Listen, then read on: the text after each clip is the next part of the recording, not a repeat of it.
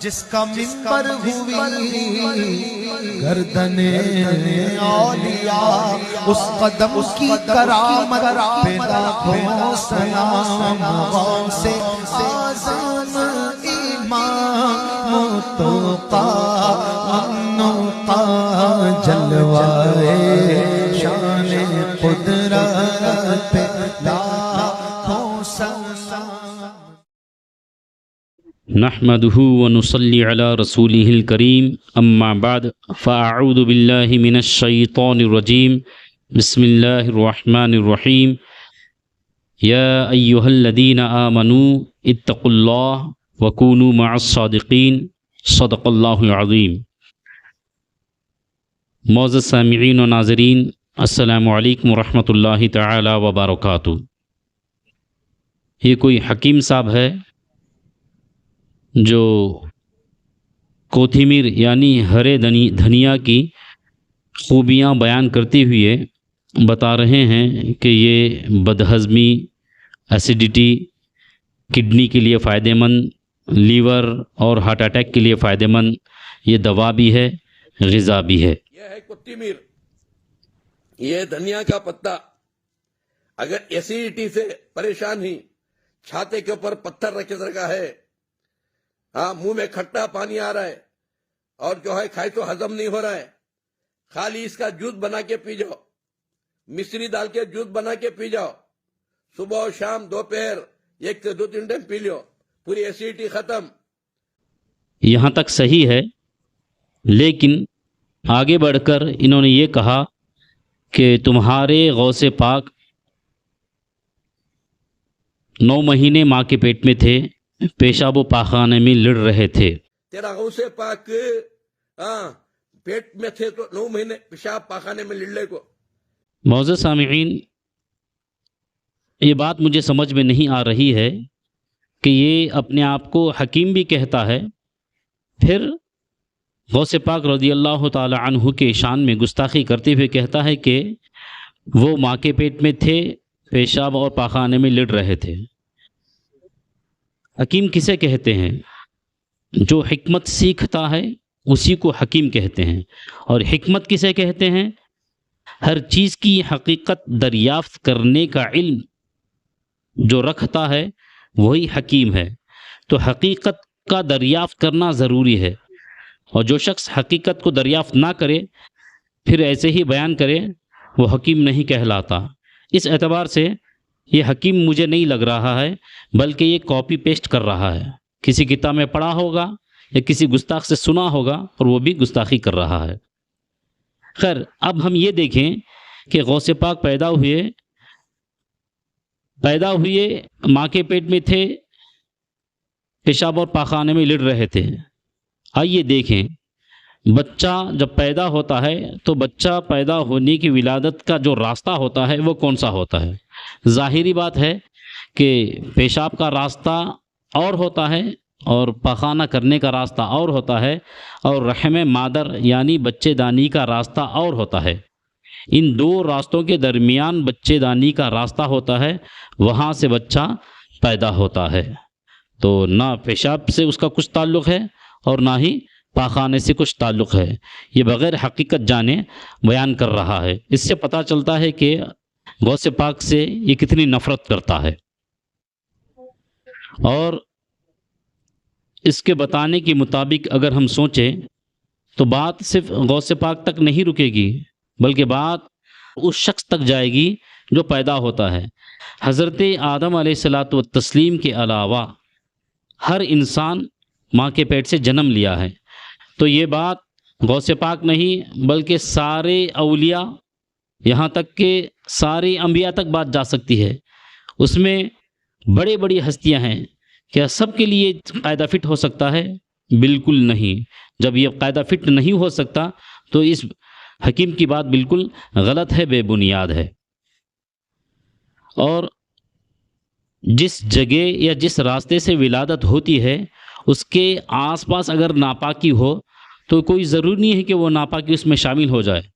جیسے کہ اللہ تبارک و تعالیٰ کا ارشاد ہے، اللہ تبارک و تعالیٰ سورہ نحل یعنی سورہ نمبر 16 اور آیت نمبر 66 60/6 میں فرماتا ہے اور بے شک تمہارے لیے چوپائیوں میں نگاہ حاصل ہونے کی جگہ ہے، ہم تمہیں پلاتے ہیں اس چیز میں سے جو ان کے پیٹ میں ہے، گوبر اور خون کے بیچ میں سے خالص دودھ، گلے سے سہل اترتا پینے والوں کے لیے۔ تو اس سے پتہ چلتا ہے کہ اللہ تبارک و تعالیٰ جو چوپائیوں میں جانوروں میں دودھ پیدا کرتا ہے، وہ جو دودھ ہے خون اور گوبر کے درمیان سے نکلتا ہے۔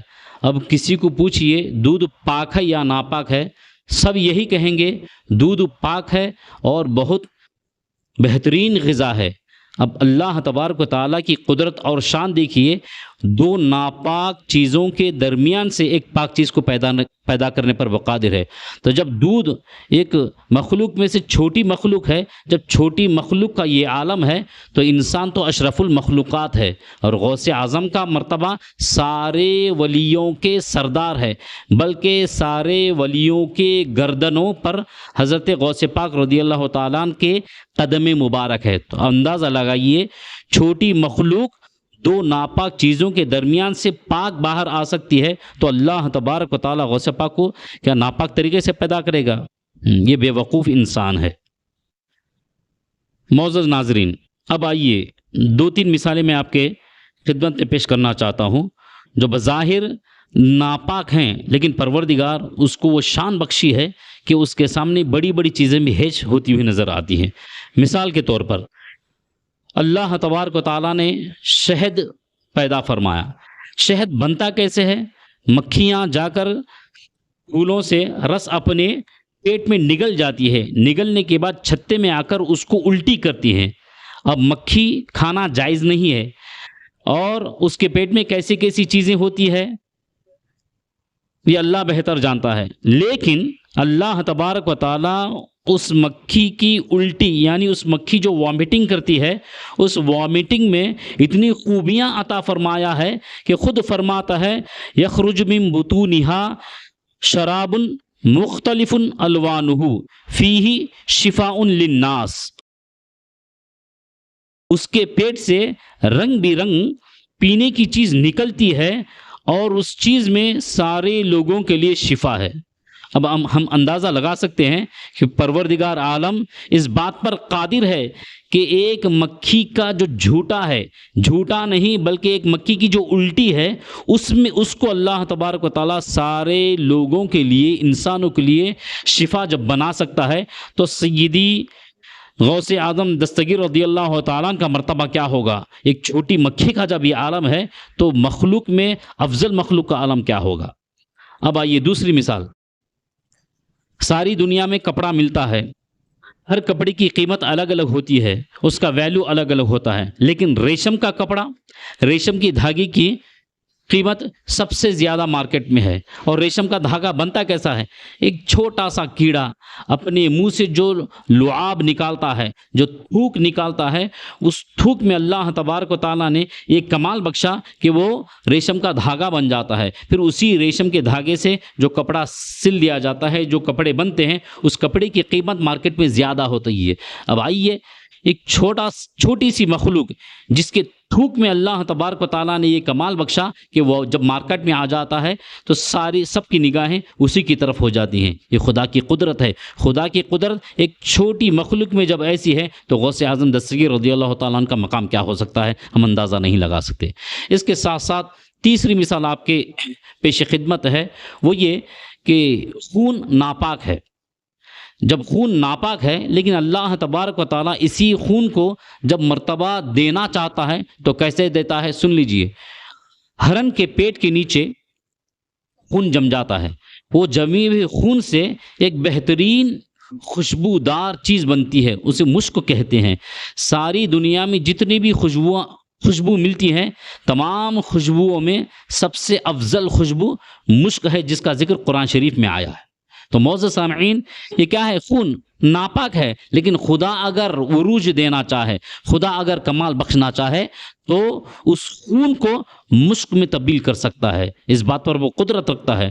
تو جب یہ چھوٹی چیز، ایک ناپاک چھوٹی مخلوق کو خدا جب عروج دے سکتا ہے تو سارے ولیوں کے سردار غوث اعظم دستگیر رضی اللہ تعالی عنہ کا مقام کیا ہوگا اندازہ لگا سکتا ہے۔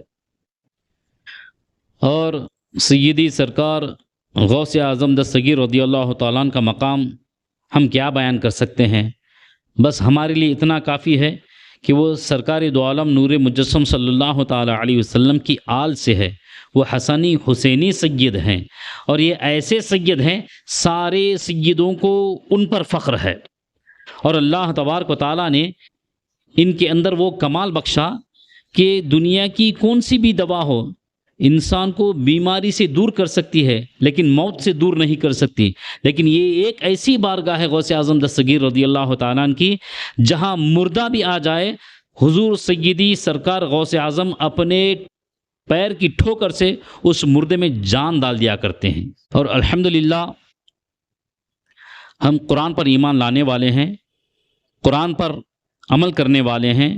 قرآن ہمیں یہ اعلان کر کے کہتا ہے اے ایمان والو، یا ایھا الذین آمنوا اتقوا اللہ، اے ایمان والو اللہ سے ڈرتے رہو، وکونوا مع الصادقین، اور سچوں کے ساتھ ہو جاؤ۔